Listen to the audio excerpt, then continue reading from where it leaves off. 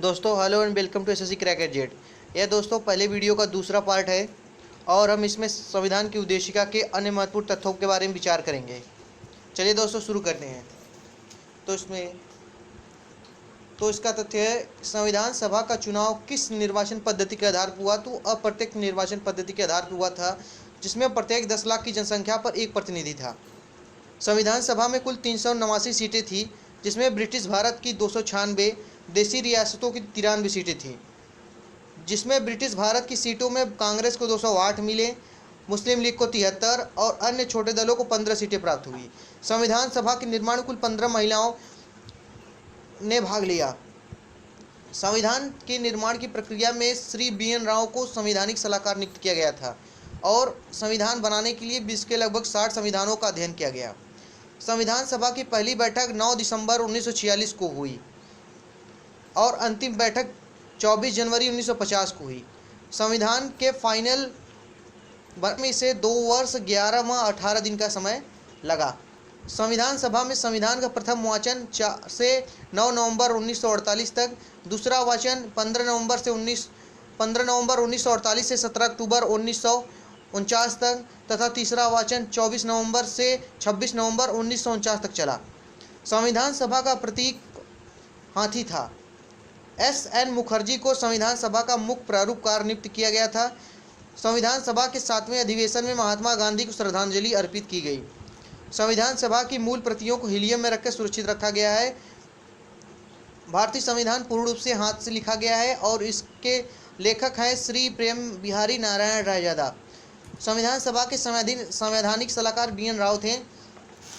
संविधान के पृष्ठों को सजाने का कार्य शांति निकेतन के कलाकार नंदलाल बोस द्वारा किया गया है। संविधान सभा में कुल मूल में 395 अनुच्छेद, 22 भाग और 12 अनुसूचियां थीं। अब प्रस्तावना में संशोधन की हम बात कर लेते हैं।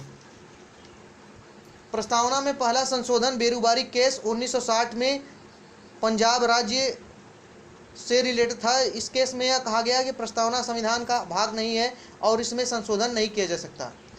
गोलकनाथ केस 1967 पंजाब राज्य, इस केस में भी प्रस्तावना को संविधान का अंग नहीं माना गया और इसमें संशोधन नहीं होगा। केशवानंद भारती केस 1973 केरल में, इस केस में संविधान प्रस्तावना को संविधान का अंग माना गया और इसमें संशोधन किया गया। संविधान की प्रस्तावना में अब तक केवल एक बार संशोधन हुआ है, जो 42वें संविधान संशोधन 1976 के तहत 4 शब्द जोड़े गए, जिसमें समाजवादी, पंथ निरपेक्ष एवं अखंडता शब्द जोड़े गए। प्रस्तावना का महत्व। आलादी कृष्ण स्वामी अयंगर के अनुसार प्रस्तावना संविधान के दीर्घकालिक सपनों का विचार है। पंडित ठाकुर भार्गव दास, इनके अनुसार प्रस्तावना संविधान के सबसे सम्मानित भाग है। यह संविधान का आभूषण है और यह संविधान की आत्मा है। अर्नेस्ट बार्कर, इनके अनुसार प्रस्तावना संविधान की कुंजी है। KM मुंशी, इनके अनुसार प्रस्तावना हमारे प्रभुत्व संपन्न लोकतांत्रिक गणराज्य का भविष्य फल है और प्रस्तावना संविधान की जन्मपत्री है। अब भारतीय संविधान सभा द्वारा स्वीकृति भारत के कुछ महत्वपूर्ण प्रतीक चिन्हों की बात कर लेते हैं। तो इसमें राष्ट्रीय ध्वज तिरंगा को 22 जुलाई 1947 को स्वीकृत किया गया। राष्ट्रीय ज्ञान जनगण मन को 24 जनवरी 1950 को स्वीकृत किया गया और राष्ट्रीय गीत वंदे मातरम को 24 जनवरी 1950 को स्वीकृत किया गया। अब संविधान निर्माण संबंधित कार्य समितियां और उनके अध्यक्षों के बारे में बात कर लेते हैं। तो इसमें पहली समिति है संघ शक्ति समिति, जिसके अध्यक्ष जवाहरलाल नेहरू जी थे।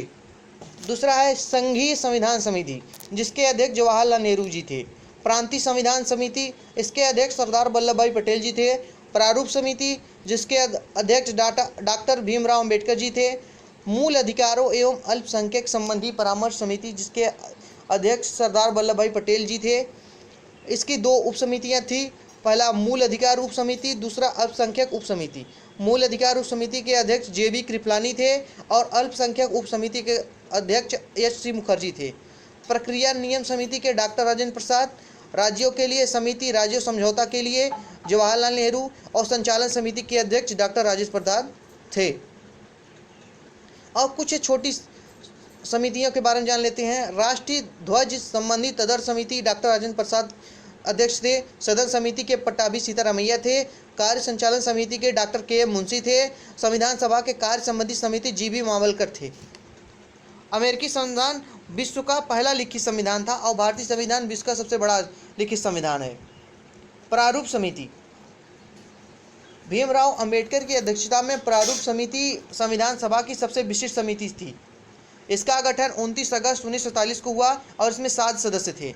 इसकी प्रमुख जिम्मेदारी थी संविधान सभा का प्रारूप निर्धारित करना। संविधान सभा में डॉक्टर भीमराव अंबेडकर का निर्वाचन बंगाल प्रांत से हुआ था, लेकिन विभाजन के कारण यह क्षेत्र पूर्वी पाकिस्तान में चला गया, इसलिए डॉक्टर अंबेडकर का पुनर्निर्वाचन मुंबई से हुआ। प्रारूप समिति के सदस्य, ये बहुत इंपॉर्टेंट है, इसमें क्वेश्चन पूछे जाते हैं। इसमें पहला है डॉक्टर भीमराव अंबेडकर जो अध्यक्ष थे, दूसरा एन गोपालस्वामी अयंगर, तीसरा अल्लादी कृष्ण स्वामी अय्यर, चौथा है डॉक्टर के एम मुंशी, पांचवा सैयद मोहम्मद सादुल्ला, छठवां है एन माधव राव जिन्होंने बी एल मित्र की जगह ली क्योंकि उन्होंने स्वास्थ्य कारणों से त्यागपत्र दे दिया, सातवां है टी टी कृष्णामाचारी जो 1948 में डीबी खेतान की मृत्यु के पश्चात